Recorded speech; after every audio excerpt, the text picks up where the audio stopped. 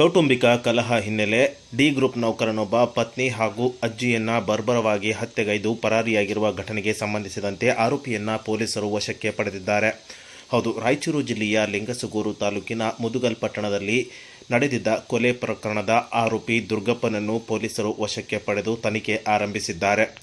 ದುರ್ಗಪ್ಪ ಮದ್ಯ ಸೇವಿಸಿ ಬಂದು ಅಜ್ಜಿ ಹಾಗೂ ಹೆಂಡತಿ ಜೊತೆ ಜಗಳ ತೆಗೆದು ಮನಸೋ ಇಚ್ಛೆ ಥಳಿಸುತ್ತಿದ್ದ ಎಂಬ ಮಾಹಿತಿ ಕೂಡ ಸಿಕ್ಕಿದ್ದು, ಕಳೆದ ರಾತ್ರಿ ಈ ಒಂದು ಕೊಲೆ ನಡೆದಿರಬಹುದು ಎಂದು ಅಂದಾಜಿಸಲಾಗಿದೆ. ಕೊಲೆ ಬಳಿಕ ನಾಪತ್ತೆಯಾಗಿದ್ದ ಪತಿಯನ್ನು ಪೊಲೀಸರು ಪತ್ತೆ ಹಚ್ಚಿ ವಶಕ್ಕೆ ಪಡೆದಿದ್ದಾರೆ.